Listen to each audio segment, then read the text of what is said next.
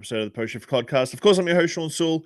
We're in for a treat. I hope you have missed me. I haven't done a live stream in about a month. I took a bit of a break because I put so many episodes into the can in August that I basically didn't have to do a live stream at all in September, and I focused on a whole bunch of stuff, including the Proof and Practice Bar Academy that I launched. I've got a intermediate cognac class there that you can do online completely now. It takes about 6 hours. It's pretty in depth, and a whole bunch of free resources. So if you want to go check out Proof and Practice Bar Academy, I did that in August or September. We're in October now. Plus, I'm going to be in Portland Cocktail Week next week, so October 13th, 14th, 15th, doing a couple of seminars there. So I've kept myself busy doing stuff outside of the podcast, but I've got a couple of podcast episodes to tape this month, so I'm hoping that you'll all tune in. Today's podcast is actually with Patrick Dooley, which I'm really, really, really looking forward to this one, because he's just about to launch the Boulevardier magazine, or relaunch the Boulevardier magazine, which is a modern reimagining of the original Boulevardier magazine that inspired the Boulevardier at Harry's Bar in Paris. And so just have a think about that as we're talking, because it's quite incredible. And the whole thing came out of actually an article in the back of Imbibe. Trying to get the angle right there. And I literally read this while having a drink by the fire, and I Instagrammed Patrick and I was like, hey, do you want to be on the podcast? And like almost straight away he's like, yep, let's do it. And it's his very first podcast. It's my 200th live stream, which is kind of insane. But yeah, like going through this conversation, please pinch yourself and imagine being able to work at Harry's Bar in Paris, because if you've read any history or done your research on so many classic cocktails, I'm getting goosebumps. I'm getting goosebumps wanting to be in the basement where Patrick is sitting right now. Good morning for me. Good evening for you. How is everything? Good. Well, thank you for that intro. That's great. I have goosebumps myself, and I've been here for 4 years. So let's do. I'm a massive comic book geek, and a lot of people know this about me. So give me your origin story. How did you get to the stage? Because the article is great, where you basically just walked in to Harry's Bar in Paris, and you've been there for 4 years now. How did that point get to there? I suppose, so I'm originally from New York, and I was working for a council member in the Upper East Side, but was evidently bartending on the side on the weekends because New York is super expensive and needed multiple jobs just to make ends meet. And then at that point, basically my partner at the time got offered a really cool gig at a university here in Paris, and she was like, cool, this is COVID, I'm not really like vibing with New York being locked down, I'm going to go and take this opportunity. And then December of 21, I decided I'm going to go, I know no French, I'm going to go try and follow you and figure it out. I tried to find different jobs, whether it be with the US Embassy or other companies, but nobody really wanted to take a non-fluent French speaker or someone who had no experience. And then was literally sitting at Harry's having a sidecar and then a Boulevardier when the owner was there, and we were chatting about stuff. We kept in contact on Instagram, had a little bit of a Zoom call. And then I think at the end of my month that I was searching and staying there with my partner at the time, I was like, yeah, I'll work here for a week for free if you'll give me a shot. And then they did. Wow. So we were in the green room. Please have to retell the story about you're in the basement of Harry's Bar. What was that initial experience when you got that job? Yeah, so I remember I ended up talking on Zoom after that moment with Eric, who was the manager at the time, and then Franz, the owner, the fourth generation owner of Harry's Bar, Franz Arthur Macalone. And basically afterwards they said, okay, come back to the bar, we'll meet again. And then I'm meeting them on the main floor, on the main bar, which is 3 floors up from where I'm sitting right now. And then Franz was like, okay, actually it's really busy here, let's go down. And we go down through the main bar, through the piano bar, down this wrought iron spiral staircase into essentially the catacombs of Paris, where you have these vaulted ceilings and stuff. And I'm sitting there on a keg and almost have to pinch myself to imagine where I am in the room as we're talking about how this is going to work out. It's okay, you don't really know any French right now, but you can go up to a table and you'll say bonsoir, and you could ask them to take a cocktail order. You could be like, vous avez choisi, and after that, if you have any problems, just give it to Laurent. And that's kind of how it played for the first couple of months, is that I would get trapped in some sort of French exchange, or my accent wasn't working, and then I would run back to the bar with like my tail between my legs, being like, Laurent, what the hell did they just say? Is your French good now? It's not bad. I feel pretty solid. Well, I feel like it's a double whammy. You got to learn all these classic cocktails. You got to be in the space with all this history, and then also, oh, you know what? Gonna learn a new language as well. Just throw that in there as well. I think it got really talented at deciding who my audience was, where I'm like, oh, okay, these people find like this challenge a bit charming. Some people, you could tell they just had a long day at the office and they wanted someone to take their cocktail order right the first time, not the fourth time. That's when was that moment when you were at Harry's in those first couple of months that you were like, after that week free stage, that you were like, oh, okay, I can see myself embedding myself into this piece of history? I think I didn't realize how much of a cocktail geek I was myself and how many books I'd read and absorbed until all of a sudden people are coming and asking about these cocktails. And then you wait, oh, wait, yeah, that's a Harry's cocktail. Oh, yes, that's also a Harry's cocktail. And just kind of dispensing this information. Or, for example, I was the first American to work here in 55 years, and we have all of those university pennants that are on the wall. And when somebody comes in, they'll be like, where's Virginia Tech? And you have somebody who might be working on the floor who has never heard of that university before, let alone understands like the collage of 1,000 different university pennants that's in there. It's more fun to be able to kind of tease people to finding where their flag is. So when with all this history that's with Harry's and the sort of embedded of thing, what's the sort of clientele that are going to Harry's in this day and age? Obviously, you've got a massive tourist population that's going to be trying to get into a place, but does it have a lot of regulars? Does it have a lot of people that you have come in on a regular basis to enjoy drinks? Yeah, no, I'd say that it's a very surprising place in the sense, and that was definitely intimidating where I didn't want to be behind the bar. I definitely felt more comfortable at first on the floor. One, because it forced me to be in French and to try and progress at that at a much quicker rate. But then two, you would have these hardcore regulars that have been coming in for 20 years. And then maybe even before that, their, parents were coming in and their grandparents, and it becomes this kind of generational place where then you really don't want to mess up their experience. So how have you evolved Harry's? Harry's has made the top 500 bars and starting to get notoriety again outside of just being Harry's bar in Paris. How have you been instrumental in that, and sort of not necessarily modernizing Harry's, but bringing it back into the vernacular of modern day cocktail culture? I think the Boulevardier project, which we'll talk about, will be more of my piece, but I think the real person behind that push is Franz Artier, who is the fourth generation owner and Harry McAlone's great grandson. And he's, I believe, 35, 37. Sorry, Franz, that I'm divulging your age, but basically he wanted to kind of put Harry's back in the conversation and be like, yes, it's this institutional place, but it's also traditionally inventive. It's a place where you could still get, we had Sam Ross from Attaboy behind the bar whipping up paper planes and penicillins, and we sold out of hot dogs on the 4th of July.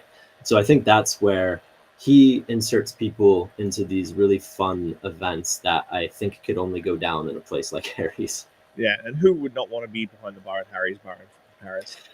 Yeah.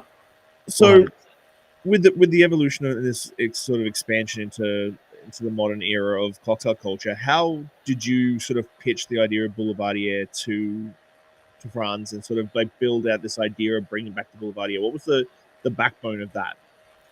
I think for me, going back to that Imbibe article that you stumbled upon, very luckily, was that many of the times that I spent down in the basement on my breaks here in Harry's in the Cav was just kind of exploring. You'll have old bottles that existed from the 40s that are down here, old Amari, vintage Campari and stuff, where I just never seen anything that old or a collection. So just for my own geek, I was wanting to scratch that itch and just spending time uncovering anything dusty. In that time too, there was piles of Le Monde and all of these old newspapers and magazines and clippings throughout the generations of people that have been here that were just kind of left to the side, especially the English literature ones, as I don't think any of the French bartenders here wanted nor cared what was in those piles. And that was kind of what led me to discovering the Boulevardier. It was from an illustration that I found in there that kind of mentioned the magazine. I had read in Meehan's bar manual that it was a magazine before it was a cocktail, but I'd never seen an example. And then that caused me to just go pester Laurent, our head bartender, for 25 years and being like, have you ever seen this magazine? And then he introduced me to people. And basically anytime any journalist or person that might have any historical background, whether it be David Wondrich or Jared Brown and Anastasia Miller, when they would come into town, I would just be like, hey, it's like, please help me follow the leads to this, until eventually I found them all in an archives here in Paris and was able to see it all. And Wow. That's crazy. Yeah. And how many issues? They had everything. So it lasted 5 years, from 1927 to 1932. They did one issue a month. So I don't know what the math is on that, but it was kind of bound into these 5 different anthologies for each year that were in the archives. The last person that checked them out before me was in the 80s. I have no idea who they were or what their project was, but it was during that time I just was so impressed by the old 20s artwork, and there were so many mentions of Harry's Bar and other institutions that still exist in Paris to this day that are just really funny, where you can see that the city hadn't really changed. And I think that's what intrigued me and made me even more obsessed and wanting to double down and being like, oh yeah, we should probably do something with this. At first I wanted it to be like a coffee table book, and then it progressed to being let's make it a modern magazine where you have old meets new. And that's where it is now. Nice. And so when you decided to bring it back, what was the non-negotiable that you had in your brain that that you refused to compromise when it came to defining the soul of the magazine? Ooh, that's a good question. I think the whole process was a learning and negotiation. I think and managing my own expectations. I think at first, because we had such people that wanted to collaborate with us all the time, whether it be Jack Carlson when he had Rolling Blazers and doing these fun collabs, I just thought, okay, cool. If I go say, hey, I'm Patrick from Harry's Bar and I have this cool project, they'd want to work with me. But that definitely was not the case. I remember we went out to Taschen and tried to do it as like a coffee table book, where I was like, yeah, I'll bring you to the archives. I'll give you all the scans and you can do all this work. And then we'll have this beautiful thing. And they're like, no, it does not work like that, Mr. Dooley. Goodbye. Same thing with other just cool niche publication houses here in Paris. I think I got an education in that over that experience. And I think that's what taught me to negotiate the whole project, and probably is what made it as cool and feels as grassroots as it does. Because then at first it was just me, and little by little, as I was exploring this idea and talking to more people about it and getting more people to believe in it, I would find other really incredibly talented people that would help me connect the next piece, whether it be Katie Berry, who is our web designer, who made an incredibly beautiful website to house all of it. Originally, I just wanted a landing page where I'm like, yeah, it'll be a PDF and people can scroll. Or if it was Paige Miller, our actual editor, who has such a great art background, where she was able to make the layouts have this really great soul behind it. Whereas for me, it kind of felt like when I was touching it, it was very much a college thesis paper kind of format. Now it actually feels like a real magazine when you hold it. So what is for you is how are you balancing out the nostalgia of the original magazines, which you've touched? Not too many people can say that they've actually held in their hand original Boulevardiers. Now that you've seen and read and looked through the nostalgia side of things, but how are you taking that and becoming a more modern twist on the Boulevardier while still being very grounded in nostalgia? I think what's cool is that Harry's is a heritage brand. We have a lot of friends that also have heritage as well. For example, there's Obersi, that is a shoe manufacturer here, and they're just about as old as Harry's, so they could go to their archives and find us a vintage, advertisement that we could plug in, and now it's period accurate. I think a lot of it that was super cool was getting to work with different houses, whether it be Remy Cointreau, Campari, or Giffard, and how I could just shoot them an email and they thought the project was really interesting. And then maybe a few months later, something would apparate and I would have this really beautiful 1927 or 1930s illustration that I can just kind of pop in. And now it has modern text, but then all of the artwork is period accurate. Nice. And I was reading there's an article or a piece of literature from Hemingway that hasn't been seen in 100 years. Where'd you find that? So that was in the Boulevardier, like in the anthology books, and I think that was the moment. That was like the moment where I thought, okay, this is my Indiana Jones moment. This belongs in a museum. And I had no idea how it was going to happen. I remember I shot an email over to Simon and Schuster to be like, "Do you want to talk about this?" And nobody got back to me. I just was very blessed that I had one of Patrick Hemingway Adams, who is the great grandson of Ernest Hemingway.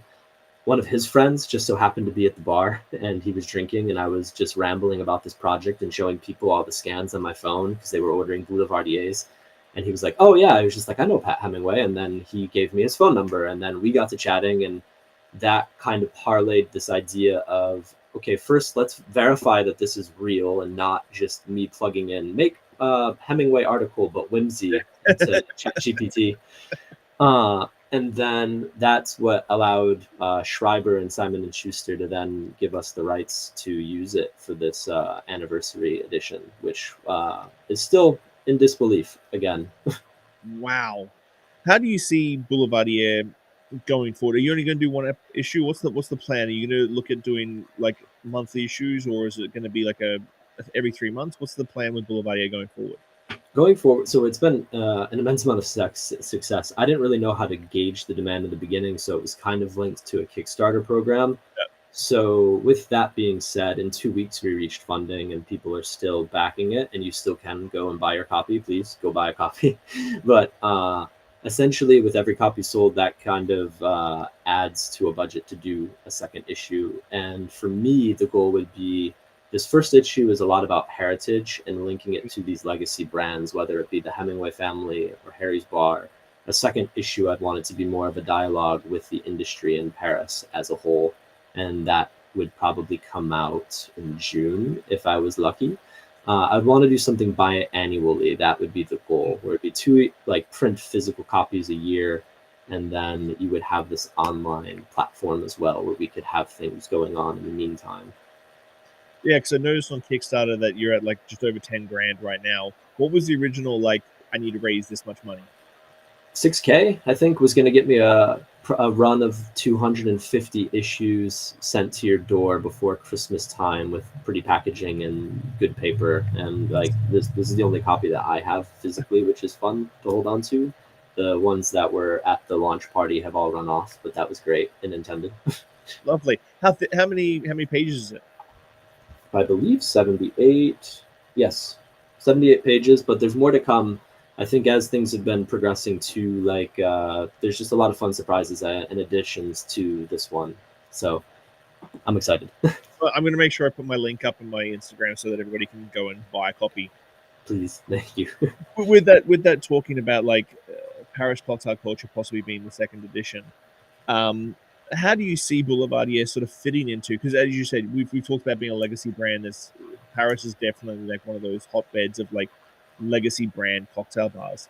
How do you feel like Boulevardier and Harry's fits into the ecosystem of the Parisian cocktail scene? I think for me, I'm going to quote the back of this, which is on the back cover here. We have a quote from the original editor, Arthur Moss, from 1927, where he defines a boulevardier.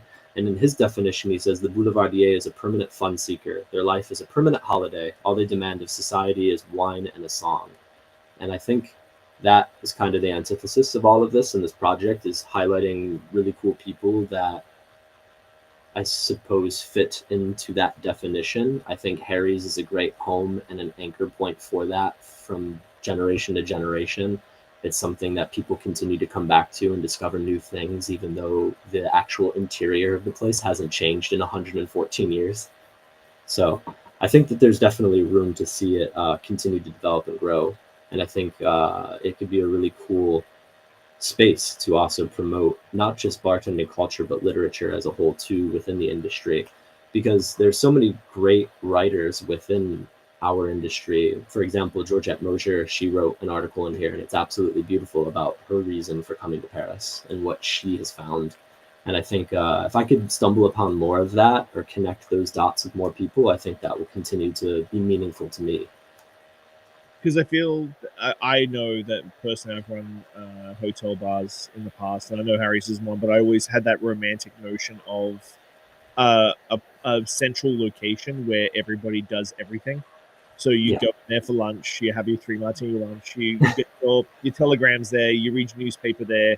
Everything is in this one space, and that romance of like having Hemingway sit at the bar and smoke cigarettes and a pipe and read his newspaper and get his telegrams there. His mail gets delivered there because you never know where he is, that sort of thing. It's such a romantic thing that I've always wanted to try and reinstitute in modern bars as much as I can. Yeah.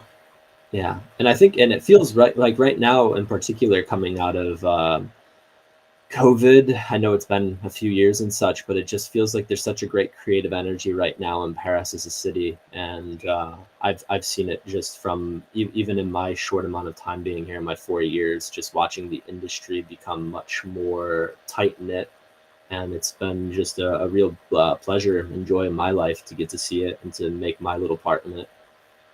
So with you sort of progressing from being a bartender server at Harry's Bar and creating the Boulevardier and redoing this, under obviously under Franz's stewardship, behind the bar, I'm just curious about this. Behind the bar at Harry's, is it still the same as it was 135 years ago, or has it been upgraded over the years? Because nowadays with bar design, it's very much like cool stainless steel. You got to have this cool stuff. Does Harry still have that je ne sais quoi of like being as original as possible?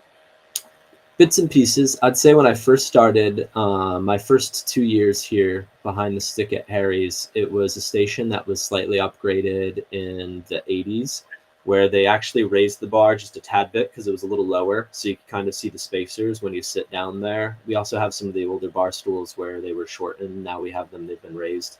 So there was that, and then the station itself was just kind of this big sink with where you'd have a well of ice, and then all of our liqueurs and everything were in these cabinets and this old wooden shelf that had been original. Now, after 2 years of working, it was ripped out and modernized, so there is like a station. So I'd say it's like 1911 in the front and 2025 in the back. But you still have like the old cabinets, and there's still a lot of kookiness to it. We have this dumbwaiter where you could get all of the booze from the basement that goes through all 3 floors, that rises, that still works. So Wow. some people, when we're closing and we're putting the stools up, they don't really see it, but it comes up through the floor, and it feels very Batman cave-esque. And there's always this moment of like, ooh, ah, and that never gets old. And you have like the old Navy gate that you kind of roll down, that you have to hand crank and put your whole body into to get it down. Nice. So Throughout this whole process, was there what kept you motivated throughout this? As you said, it was a bit of a challenge here and there, like asking people to write articles for you, getting told no by publishers, the archives going, yeah, you're going to do all the work, not us. Was there any where you were just like, do I need to go through with this? Or was there something that motivated you to make sure it came all the way to fruition? I think it's just every person that I met that eventually believed in me and the project and saw something greater than what I was presenting. Whether it be we had Nessie, who owns this really cool cabinet, and it's a bookstore, but it's more than just a bookstore, and it's near like Saint Michel, just behind Notre Dame. And she was a really big supporter of this project and pushed me in her writer and readers salon and that's ultimately where I met a lot of connections and people that helped me with the project. As I mentioned, Katie and Paige, believing in it and bringing their areas of expertise to bring whatever was in my head alive on a page or on a website format. And yeah, I'd say for every no I was given, there would be a moment where then the yes would follow. And that was just kind of that bit of improv that made the project so much fun to pursue.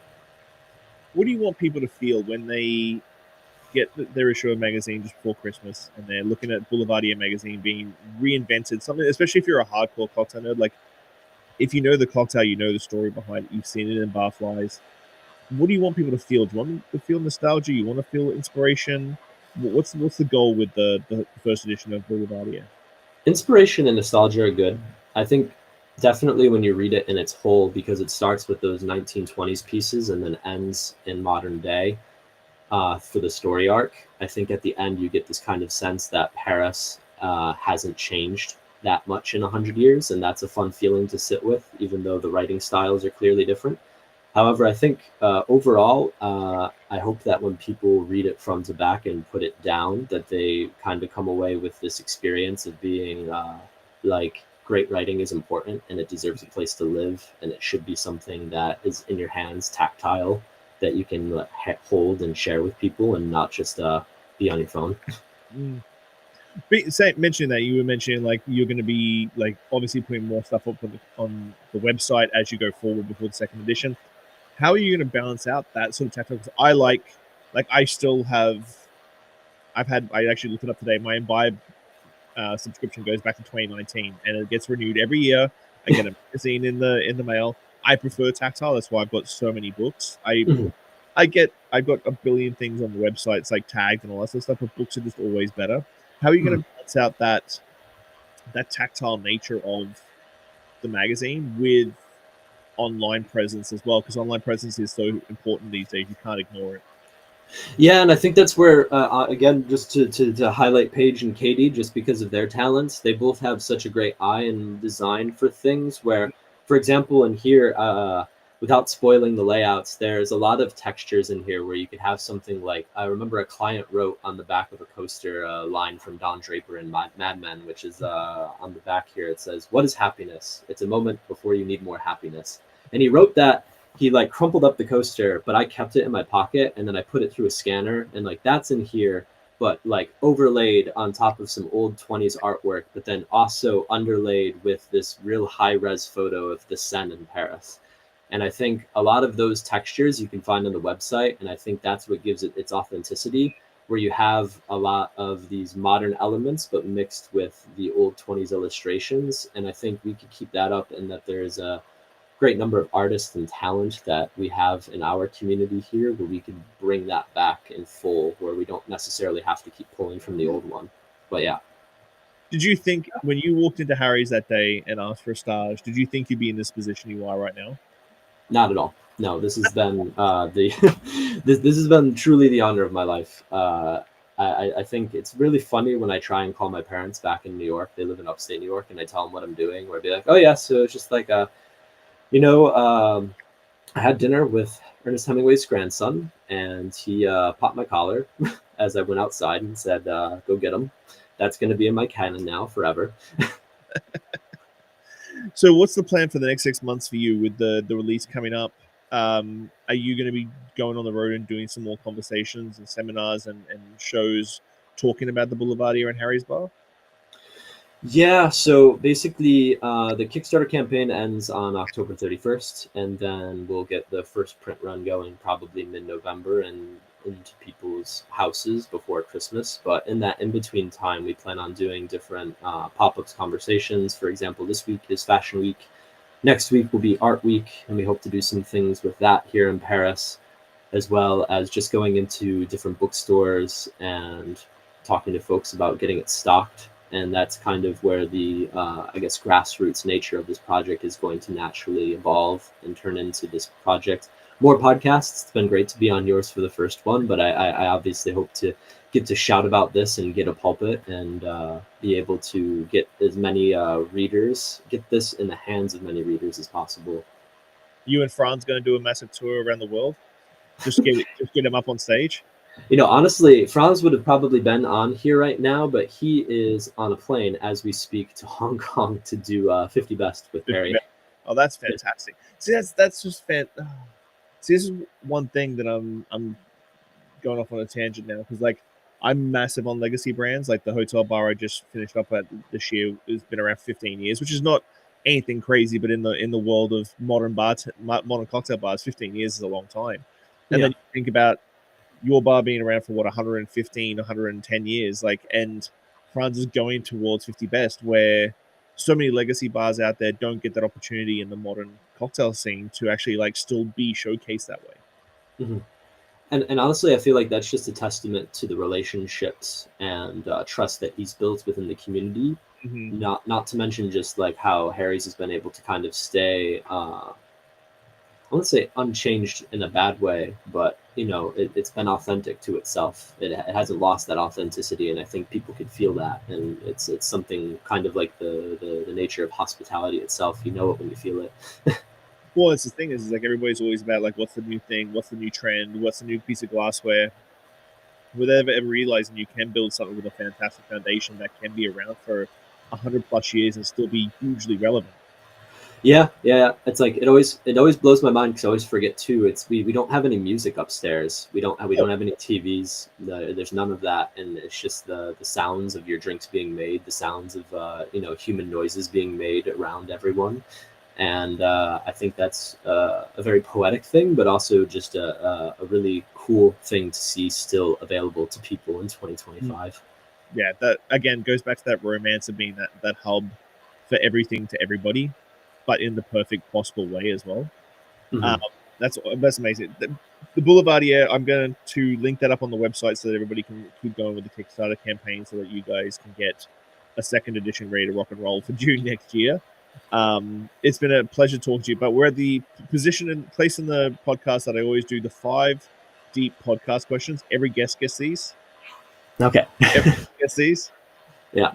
What is the one lesson or experience that shaped your perspective the most, and how do you carry that forward in your life? Oof. That's a good one. What's the one lesson shaped my experience the most and how I carry that into my life? It can be personal, it can be bartending, it can be whatever's shaped that perspective. No, that's a good point. I think for the one thing that I've been carrying with me has been just coming from a place of gratitude. I think just even talking to you and you finding it so cool and being tickled pink about my story and being able to exist in this legacy brand, I have to always try and approach things from a place of gratitude. And that's what I've been taking forward. So anytime I'm like having an off day or I don't feel like showing up, I try and stop and breathe. Maybe I'll like write down 5 things that I'm grateful for that happened to me this week. But then also, I'll try and carry that forward and just be like, no, you are abundantly blessed to be here and in this position, and go get them. If you could leave one lasting message or piece of wisdom for the world, what would it be and why?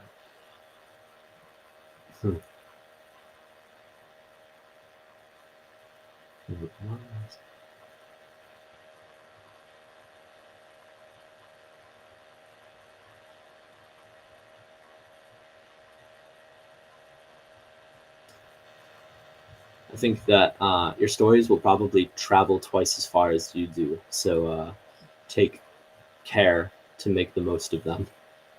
Wow. Looking back on your journey, what is something you wish you had understood earlier in life? Probably that you can't plan for everything. I'm overly obsessed with being organized with my calendars and want it to all go accordingly. Even today, with this, with just there's delays in flights and people have to reroute and do things, and that's just life and how it happens. And I've gotten abundantly better at pivoting and being able to accept that, but in the beginning, not so much. How do you define success, and has your definition of success changed over time? Mm.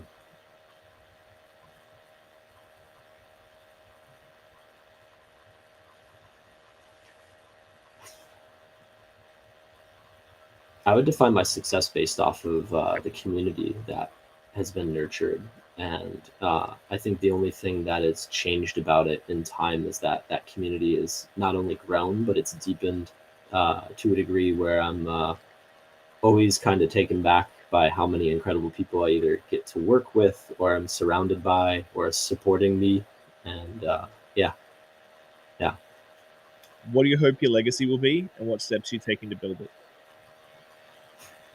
I hope my legacy is that if people were to look back at me and be like, oh, I was just like, what about that Patrick Dooley guy? Probably that I'm a professional softie, that I just like way too hopelessly I romanticize things way too much, which is probably how this magazine went about too. It's just like through just romanticizing it from day one and being like, oh yes, this could be this incredible thing, and it's going to be, and now it is. That's amazing. So I'm going to put the link up. I'll put it up on Facebook and LinkedIn today as well, just so that everybody can go to the Kickstarter as well to make sure that they get a copy. Because I'm going to Kickstarter straight after this, and I'm going to order a copy because I need to have this in my life, because I'm a massive Negroni family nerd. So like I've done seminars just on the Negroni family, and it's one of my most famous cocktails is part of like offshoot of that. It's called a Drunk Uncle. Okay. And that cocktail is way more famous than I am. It's on menus in Portugal, and it's just a crazy cocktail that pops up on my Google search history every now and then. It's like someone else mentioned the drunk uncle, and it's basically a Boulevardier riff with 2 parts Scotch, Isla whiskey, 1 part China, 1 part Martini Bianco, stirred strained up with a grapefruit twist. But yeah, it's a massive Negroni family nerd. I think when I go up from the cave after this, I'm gonna go order one from the guys. Well, man, thank you so much, Patrick. It was been an absolute pleasure. Thank you so much for your time. I really appreciate it. I hope the Boulevardier is a massive success. I'm looking forward to 2nd and 3rd editions after this. But thank you so much for your time for hanging out. No. Thank you for sharing this space with me. No, thank you so much, and I'm gonna drop a link to you once the episode goes live. Sounds good. Thank you. Thank you, man. Cheers.